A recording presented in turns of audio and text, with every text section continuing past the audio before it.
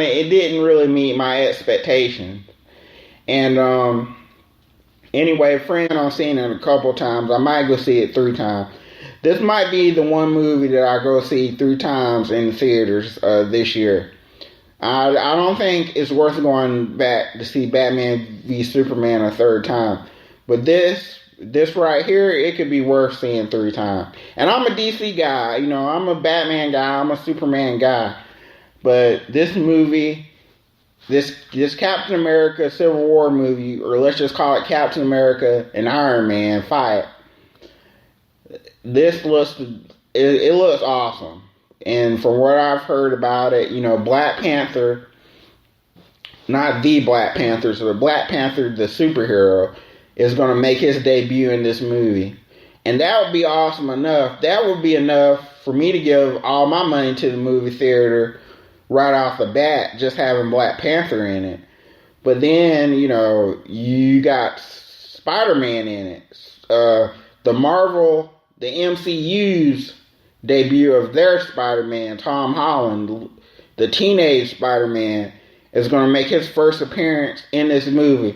And from what I heard, it's not just going to be a cameo, that he's actually in the movie more than you think that he's going to be in the movie. Like, he might have 3 or 4 scenes in the movie. And it's supposed to be about 2 hours long. It's not going to be as long as Batman v Superman, which I think that'll really help it. I think a lot of the problems with Batman v Superman with Dawn of Justice is that mess was way too long. It was like 30 minutes too long. And this movie is supposed to be long. It's long, but it's a lot shorter than that. So I think it's going to do extremely well. And then, yeah, JD may be right. I said it like 4 times, but JD is right now. This could make more money. This could surpass DC. Marvel might, and let's be honest, Marvel has surpassed DC movie-wise for years now. DC has a lot to do to catch up, but I think DC will be fine.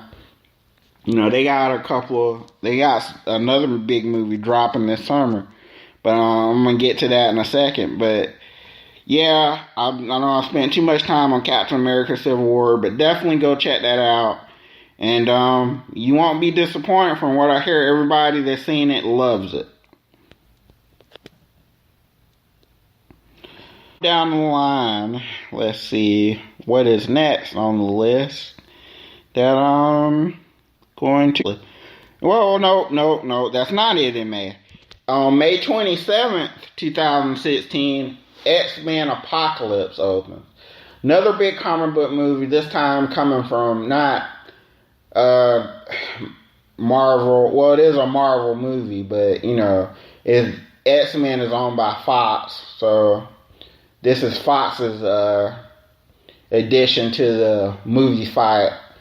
But Fox is going to be releasing X-Men Age of Apocalypse. Or X-Men Apocalypse, not Age of Apocalypse. I don't even know why I said that. I was thinking about Age of Ultron, I guess, and I combined the two. But anyway, X-Men Apocalypse, supposed to star Oscar Isaac as Apocalypse.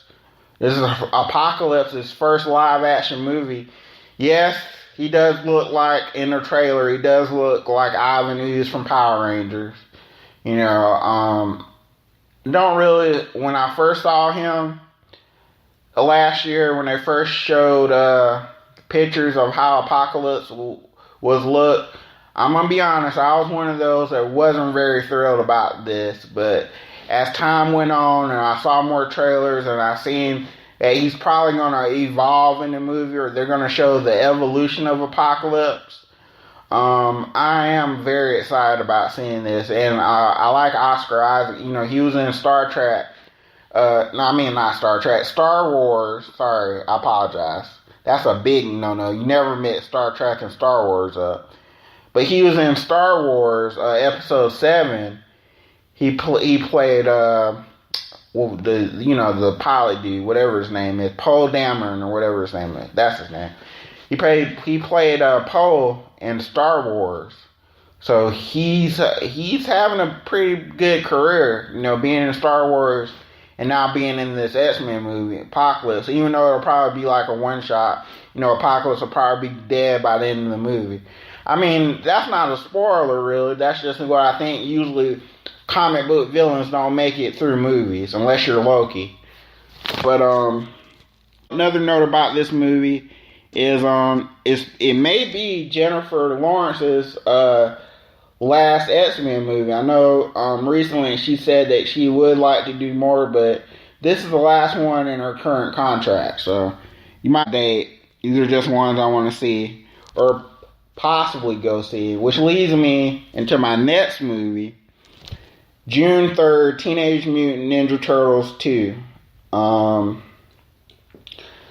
What can I say about this? I'm going to go see this in the movie theater.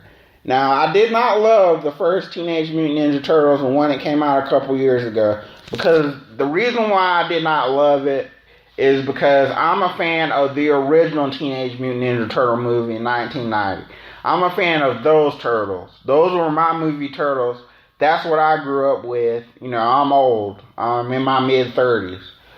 That's what I grew up with. So those are my turtles. So I wasn't really a fan of the Teenage Mutant Ninja Turtles that came out in 2014, the updated look. Just like I say I wasn't a fan and I never watched the movie. I'm not going to be one of those people. A lot of y'all on my friend list are those kind of people. You say you hate something and you won't even look at it. But I did actually watch the movie. I didn't love it. I realized, though, that it's not for me. It's for kids of this generation. And for people, these are their turtles. That being said, the second time I watched it, it wasn't as bad as, I rethought it. And the previews for Teenage Mutant Ninja Turtles 2, it looks decent. And, of course, WWE wrestler Sheamus is in it. I think he's playing Rocksteady or Bebop. He's playing one of those. He's playing either Rocksteady or Bebop. I can't remember which one now. And also, Stephen Amell, who plays on one of my favorite TV shows, Arrow. He's in it. He's playing Casey Jones. So for those two reasons alone, I kind of do want to see this. I know I talked to my partner that I always go to the movies with. She wants to see it too. So, yeah, I'm going to go really want. Well, on June 17th, Central Intelligence, starring The Rock and Kevin Hart, comes out. I definitely plan on going to see this. It looks hilarious in the trailers. And even if it's not hilarious, it's got The Rock in it. The Rock, everything The Rock touches turns to gold. Other than Doom. Doom is probably the only... But even Doom is okay. Like, if you watch Doom late at night, it's not that bad. The Rock is awesome. The Rock is one of my, if not my favorite wrestlers, between him and Ric Flair. And I love all the Rock's movies. I always go and see the Rock's movies. So, yeah, I'm going to see this on June 17th, Central Intelligence. It should be hilarious. And Kevin Hart, Kevin Hart's the king of comedy right now. One thing I wanted to talk about, and then I'll move on through my list, is, last week it got announced that The Rock and Kevin Hart were doing a Jumanji remake. You remember the Jumanji movie starring Robin Williams? That Kevin Hart and The Rock are doing a Jumanji remake. I guess they'll start shooting later this year or next year. And it might be out in 2017 or 2018 even. But I know a lot of people, or really just one or two people, commented on the post when I posted about this, said that's a terrible idea. Now, what I'll say to that is, I'm not going to say that you're wrong, that it's not a terrible idea. You could be right. But all I want to say to that is, and this is a legitimate question, I want you to think about this for a second. Why is them remaking a Jumanji idea wrong, but it's okay for them to remake Ghostbusters? I know it's not the same studio or the same people remaking the movie, but that's just my question. Why is a Jumanji remake wrong and stupid and a terrible idea, but remaking Ghostbusters is not a terrible idea? That's just a question. I mean, I just want to really, if you have an answer to that question, comment on this episode and let me know. I really would like to know your thoughts on that, because I'm not really thrilled for them to have a Ghostbusters remake, and I'll get to that in a second. But yeah, people have been shitting on the Jumanji remake, and I just don't. I think it's fine. You know, Rock and Kevin Hart are pretty hilarious. They're pretty entertaining, whatever they do. If they do a Jumanji, it'll be entertaining. Might not be as good as the Robin Williams one, but it'll be okay. It's not a big deal. But that's just my opinion. If you don't agree, I don't care what you think. But so there's actually like 3 movies in June, 3 or 4 movies I want to see. But on June 24th, Independence Day Resurgence comes out. Now let me say that I probably will end up seeing this just because I know a couple of friends that I go to the movies with, they want to see this. They're excited about seeing Independence Day Resurgence or Independence Day 2. I'm not really excited about it. I could care less about Independence Day Resurgence because Will Smith isn't in it. To me, Will Smith was the whole draw of the first Independence Day. I mean, I'm not saying he was the main reason why Independence Day was successful, but, you know, maybe the whole idea of aliens coming and destroying the White House and destroying stuff, that was really big back then, whenever that movie came out. I think it was like the late 90s, maybe the early 2000s when that came out. I can't remember. I don't feel like looking it up right now. Whenever Independence Day Part 1 came out, it's been a while though. It's been at least 15, 16 years since that movie came out, maybe longer. I want to say it came out in the late 90s though when that came out. But 95, 96 maybe even. That's just off the top of my head. I could Google it and tell you in a second, but I don't really feel like doing that. But Will Smith is supposedly not in this movie.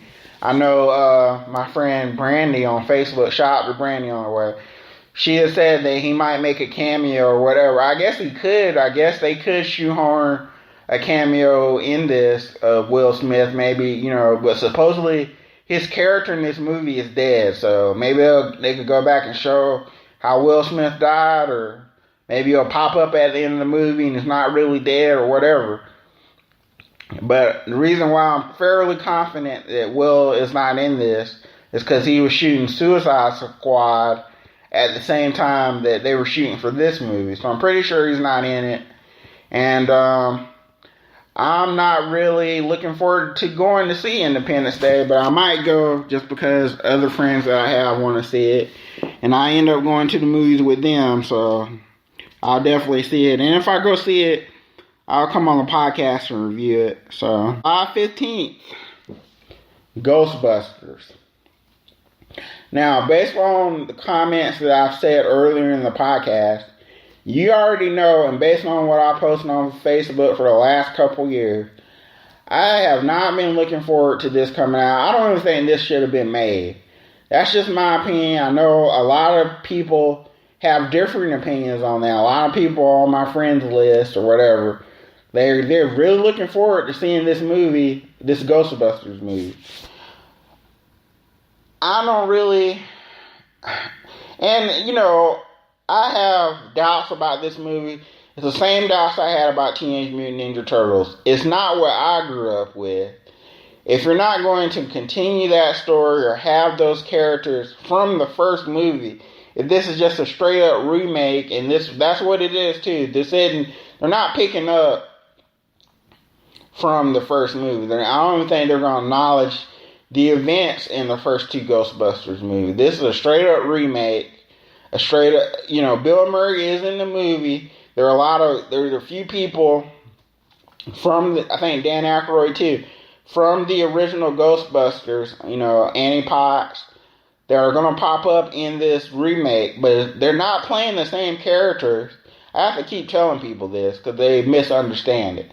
They're not playing the same characters, Peter Venkman and Janine and Ray. They're not playing the same characters they played in the original Ghostbusters movie. They're going to be new people, and they might only be in the movie for like a few seconds.